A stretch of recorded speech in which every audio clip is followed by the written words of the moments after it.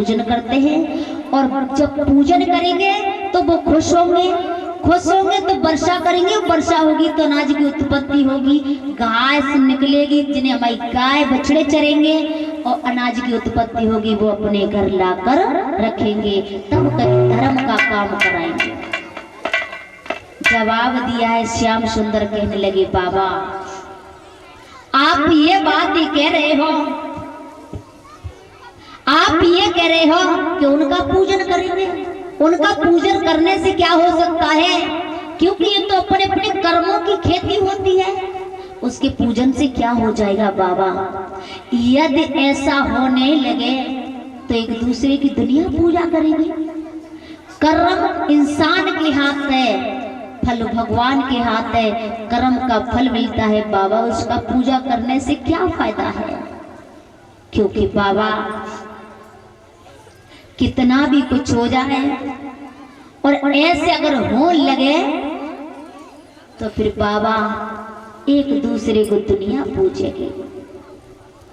बाबा कर्म ही प्रधान है, क्योंकि कहते हैं कर्म प्रधान विश्व चिराखा, और जो जैसे करे तस फल चाखा।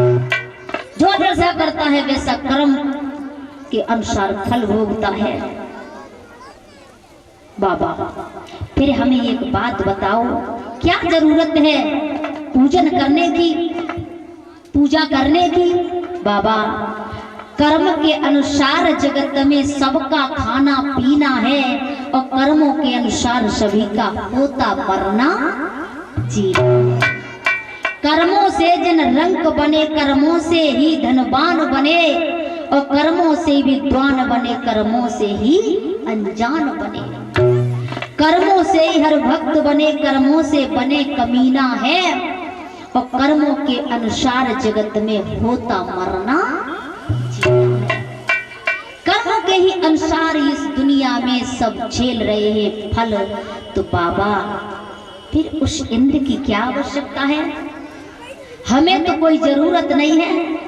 और बाबा जहां तक हो वहां तक हम तो गोवर्धन महाराज का पूजन कराएंगे। गोपियों ने विचार किया, हमारे पास न किसी का राज है, न नगर है, न गांव है, न घर है, न कर्ज है। कन्हैया कह रहे क्यों ना वो काम करना चाहिए, अरे पूजन चलो करते गोवर्धन महाराज का। इतना कहने के बाद वो गोपियां चल दी है पूजन करने को, गोपियां चली है पूजन करने को, खीर पूरी पुआ बना करके चल दिए हैं। कन्हैया भी जा रहे हैं, आगे आगे कन्हैया, पीछे पीछे गोपियां, और पूजन करने को चली है। आज भैया अगर इनसे कोई चे कह देने का कि आज हमने बाजगे सुनिए कि आज सड़क की पूजा हो रही है, तो जो सब सड़क की पूजा करें। जय कह दई कि आज खीर पूरी पुआ बने हैं गांव में, क्योंकि आज सिलोटा बटना पूज रहे हैं, जरूर पूजन लगे, जरूर बनावे। भैया इनको कोई त्योहार नहीं होता है, माता बहनों का कोई त्योहार नहीं होता है। जब इनके मन में उचंग चढ़ी, जब इनके मन में तरंग उठी कि आज हमें खीर पूरी पुआ खाने हैं, ताई दिन कोई न कोई नियम निकाल लें, अब खीर पूरी पुआ बनाए लें। अब एक के घर में बनी गई, दूसरी कहेगी क्यों बहन आज का बात है, आज क्यों बनाए थे हमने, तो वो कुछ न कुछ अगर उनने जय कह दी, आज सपने में हमने देवी को देखो और उनने जय कही कि हमारी पूजा करिए और हम तुम्हारा इतना भला करेंगे, इतना भला करेंगे कि तुम सोच भी नहीं सकती हो। तो समझ लो पड़ोसी नहीं बना लो, क्योंकि माता अगर इनसे कह गई है तो जे अमीर बादशाह बन जाएंगे और हम बेकारी के बेकारी रह जाएंगे। जे सोच लेती है इनको कोई त्योहार नहीं होता है, इनके मन की बात कोई नहीं जाना पाएगा। भैया जैसे ही कहा गोपियां जल्दी पूजन करने के लिए, और पूजन करने को जल्दी चली,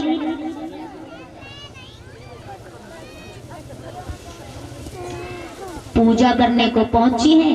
कन्हैया गोवर्धन में प्रवेश हो गए, दूसरा रूप धारण करके देख रहे थे कि कौन कौन पूजा कर रहा है, और कहने लगे मैं ही गोवर्धन हूँ, मेरी पूजा करो। आज पूजा करने लगे हैं। क्योंकि कहते हैं ना कि बेढंगी दुनिया भजन बिना कैसे तरियो रे बेढंगी दुनिया। जियत पितन की बात न पूछी और मरे गंग पहुंचैया, सो तनिक बात पत्तन पे धर के कौन बाप बनैया रे बेढंगी दुनिया भजन बिना कैसे तरियो रे। ये है दशा आज की दुनिया में।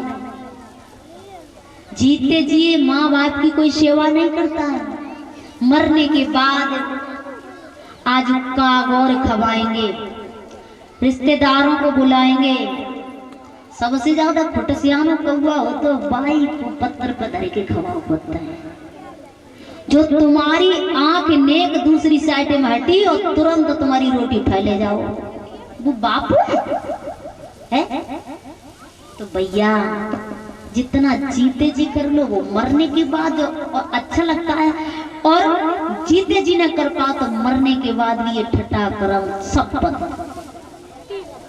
सब बंद।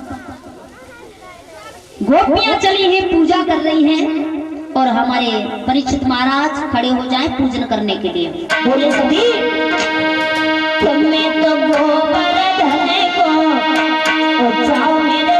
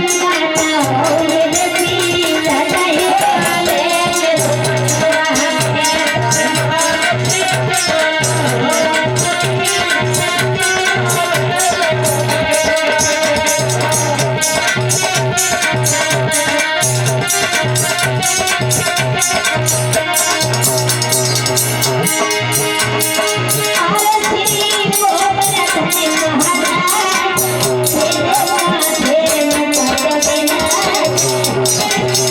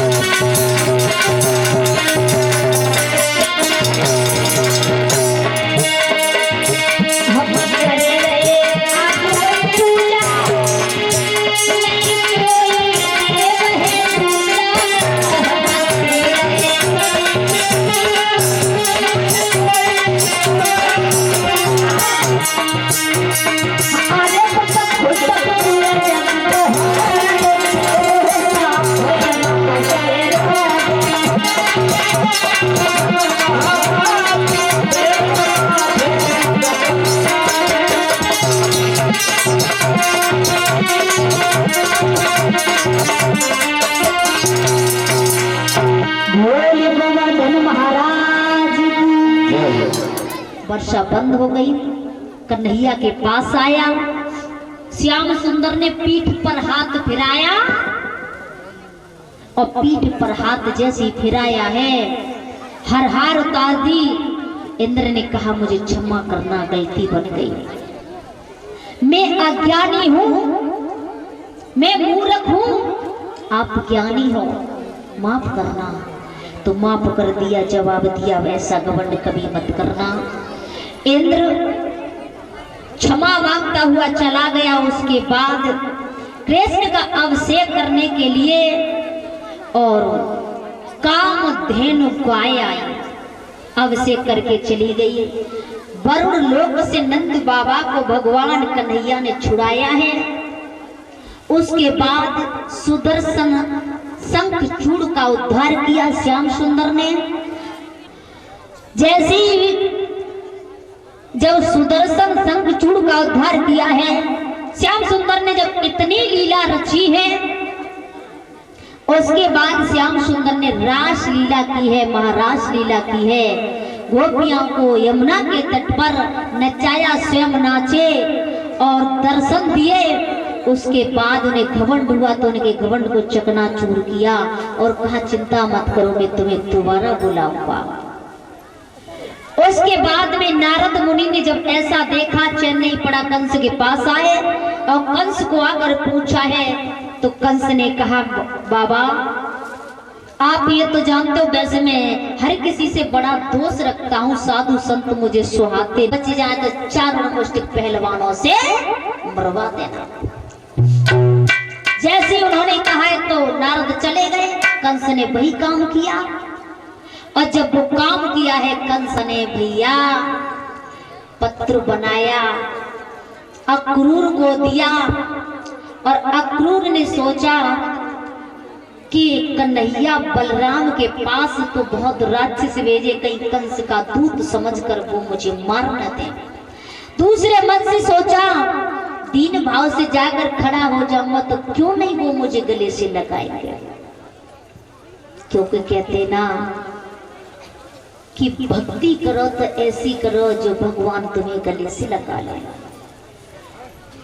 इतने ध्यान मगन होकर के उनके रंग में रंग जाइए।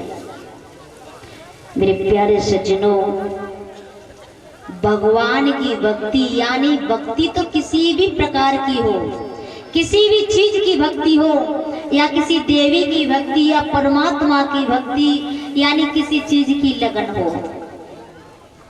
और भक्ति का रोग इतना बुरा होता है कि शरीर में अगर वैसा रोग लग जाए तो आप इलाज करा के सही करा सकते हो। और जिस तन पर और जिस मन में और जिसको भी अगर भक्ति का रोग लग गया, भगवान का रोग लग गया, तो समझ लो एक बार लग जाए, पहले तो किसी पे लगता नहीं है, और लग जाए अगर एक बार लग जाए तो जिंदगी भर उतरता नहीं है। सोचा है और सोचने के बाद क्रूर जी चल दिए हैं, पहुंचे हैं कहां? वृंदावन की तरफ। देखा है गायों की धूल उड़ रही थी, रथ को छोड़ा, श्याम सुंदर के पैरों में गिर पड़े। श्याम सुंदर समझ गए बेबस होकर आना पड़ा है, तो उन्होंने गले से लगा लिया, पीठ पर हाथ फिराया, हर हार दूर उतारी। बलराम समझ गए, उन्होंने भी अपने गले से चिपका लिया है, कंठ से लगा लिया।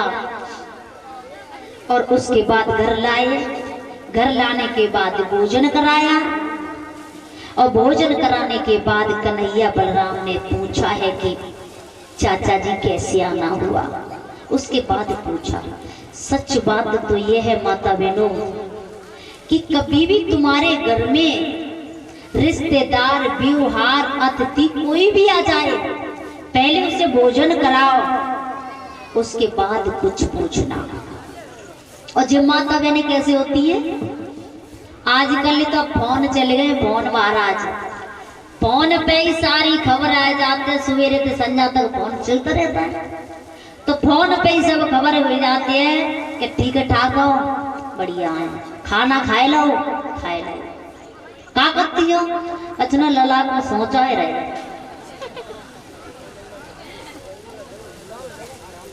है, सब बातें फोन पे हो जाती है।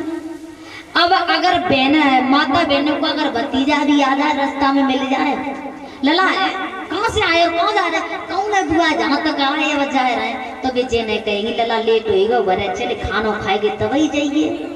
ठीक है लला फोन जाए तो फोन कर दिए, जब कह देती है छुट्टी काट देती है। तो माता बहनों, कभी भी तुम्हारे घर में कोई भी आ जाए, पहले भोजन कराओ, उसके बाद पूछो, ऐसो मत करो। मायके थे पहले फोन न चलो करते, मायके से अगर आओ कोई परेशानी में आदमी, कोई कलेश से कोई कुछ बात हो गई, या बाई चांस बता रहे हैं XYZ, ऐसा किसी का ना हो, और हो भी जाए तब भी कोई दिक्कत नहीं है, क्योंकि वो तो चलता आया है जमाने में। अगर किसी के घर में कुछ बात है और लला घरे खबर देने गए, कहाँ बुआ के घरे, अब बुआ ने पूछ ली खाए वो पानी पी वो कुछ ना है, लला घरे और सब ठीक ठाक है, लला ठीक ठाक है। लला ने फिर उन्हें कही, लला जा जुगाड़ा में कि कल से रोटी न मिली है, संजा से बुआ रोटी खवाए ने तो बहुत हुआ, वे बता ही न रहे। लला चुप कैसे हो, क्या बात है घरे वहां है तो सब ठीक ठाक? लला ने धीरे से कह दी, बुआ अम्मा आती ना, अम्मा आती, सुबह चली गई, हाय दैया इतनी सुनी आगिनी ने तागिनी, रोटी पानी बाहर में गई, भाई दैया मैया मचाए दई।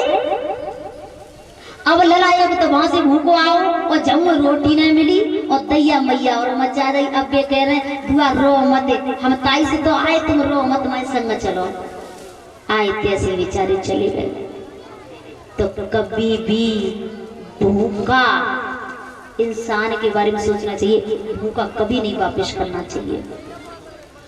अगर द्वारे पर भी भिखारी आ जाए माता बहनों, तो उसे भीख डालना या मत डालना, लेकिन पेट भर के भोजन पहले खिला देना। लेकिन हमने आजकल कैसी देखी है, द्वारे पे भिखारी आएगा, ए मोड़ी किबार बंद कर दे, भिखारी जई ठाड़े रहो, जई ठाड़े रहो, भीतर मत जाइयो। ले लिया दे दे, अब काजनी जाओ। आगे कोई और गांव घरों है? बेकारी पूछता है आगे कोई और घरों है? ना है, अब ना है, जई तक आओ करो, जाओ। तुम तो कैसे हुए? बिन डालती भीख डाल दो तो तानो मार दो, माता बिन भोजन खिलाए दो, ताना मुंह पे कभी मत मारो, तुम्हारा पुण्य हो गया।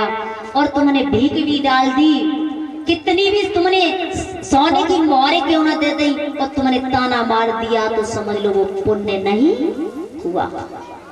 तो ऐसा होना चाहिए, ये नहीं कि मुंह पे मार दिया, खिला दिया और मुंह पे मार दिया, कभी नहीं होना चाहिए। भैया भोजन खिलाया, बाद में पूछा है कि चाचा जी कैसे आना हुआ?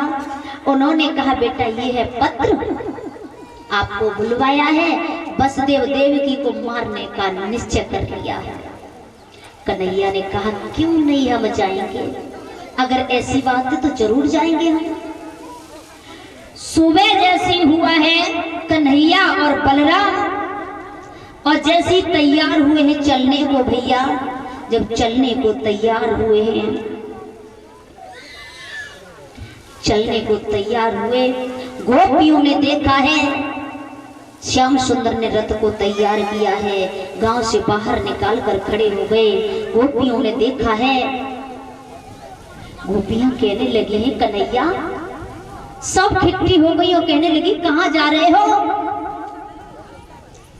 जवाब दिया है कहीं नहीं जा रहा, तुम हमें छोड़कर कहां जा रहे हो? हमसे प्रेम का रिश्ता जोड़ा और आज कहां जा रहे हो? अक्रूर को सब बुरा भला कहने लगी, ये क्रूर नहीं है, इनके अंदर क्रूरता है। लेकिन वक्त तो अक्रूर कहते किसे हैं? आ मानी नहीं, क्रूर मानी अहंकार। जिनके अंदर अहंकार नहीं होता है वो होते अक्रूर। देखा है, गोपियां बार बार कहने लगी तो श्याम सुंदर ने समझाया ये हमें बुलाने को आए हैं, लेकिन मैं मजबूर होकर जा रहा हूं क्योंकि मेरा मामा बड़ा अत्याचार कर रहा है। तब अक्रूर ने समझाया कि तुम्हें नहीं पता है, कन्हैया वो अत्याचार नहीं, बहुत व्यभिचारी हो गया है, उसने इतना परेशान कर दिया है, सारे मथुरा वासियों को अपनी उंगली पर नचा रहा है।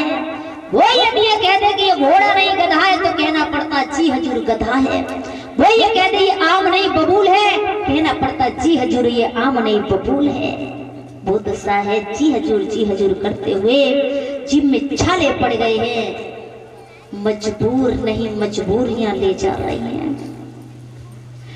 गोपियां कहने लगी तुम तो कह रहे हो दूरियां ले जा रही हैं, मजबूरियां ले जा रही हैं, हम कैसे जिएंगे? यशोदा मैया आ गई, यशोदा मैया रोने लगी है, पूत कहाँ जा रहा है बेटा? नंद बाबा भी रोने लगे हैं, कहाँ जा रहे हो लाल? राधा भी आ गई है, कन्हैया कहाँ जा रहे हो?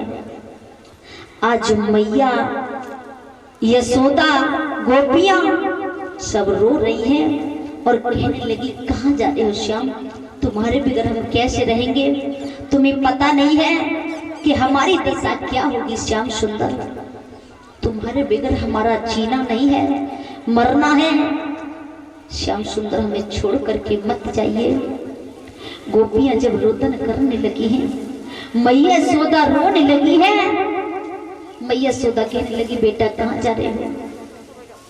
क्योंकि भक्तों माँ की तो माँ ही जानती है, दूसरा क्या दर्द पहचानेगा। जिसने न करी गुरु की सेवा, जिसने न करी गुरु की सेवा, वो ज्ञान लड़ाई क्या जाने, माँ की ममता क्या होती है वो पांच लुगाई क्या जाने। जिसकी पग फटी बिबाई न हो वो पीर पराई क्या जाने, जिन पालक में थी खाई हो वो दूध मलाई क्या जाने। आज माँ मैया यशोदा रो रही है और राधा इधर कहने लगी श्याम कहाँ जा रहे हो? कहाँ जा रहे हो श्याम?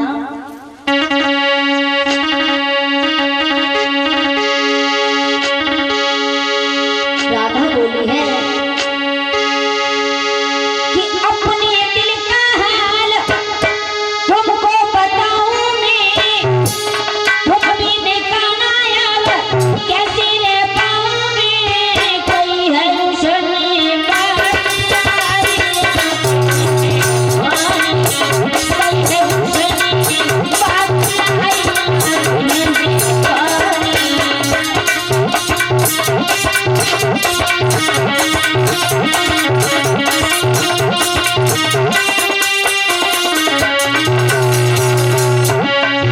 राधा कहने लगी श्याम, एक पल तुमसे दूर नहीं रहना चाहती। मैंने प्रेम किया, मजाक नहीं किया, प्यार किया, खिलवाड़ नहीं किया।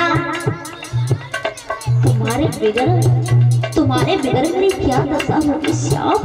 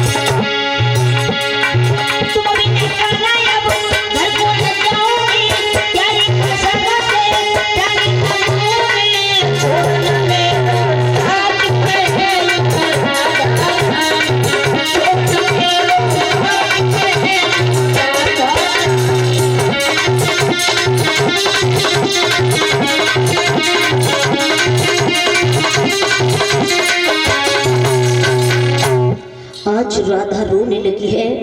राधा बार बार कहने लगी श्याम तुम हमें छोड़कर मत जाओ। श्याम कहने लगे चिंता ना करो राधा, अरे आप रो ना, मैं 3 दिन का वायदा करता हूँ, आज जा रहा हूँ, कल की बात परसों परसों तुम्हारे पास आ जाऊंगा। मामा कंस ने मुझे बुलाया है, मैं वहां जा रहा हूँ, राधा रो ना। गोपियां कहने लगी श्याम सुंदर जा रहे हो तो चले जाओ, कोई बात नहीं है। गोपियां बोली हैं कि आप वहां जा तो रहे हो श्याम, क्यों जा रहे हो ये भी हम जानते हैं कि वहां ज्ञानधारी पंडित अनेक हैं, यहाँ ग्वाल गोपियां सब ही गंवारे हैं। यहाँ घास फूस की झोपड़ियन में रहना पड़े, वहां उन अमीरन की अटारे।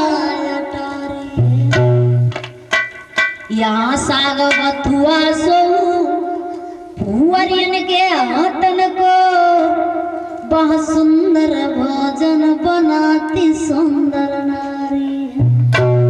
अरे रहियो बिहारी जहाँ मर्जी तुम्हारी वहाँ, पर हमें भूल मत जाइयो, मैं तो प्रेम की पुजारी। जा रहे तो चले जाओ लेकिन हमें भूल मत जाना। राधा कहने लगी है श्याम जा रहे हो कोई बात नहीं है, चले जाओ।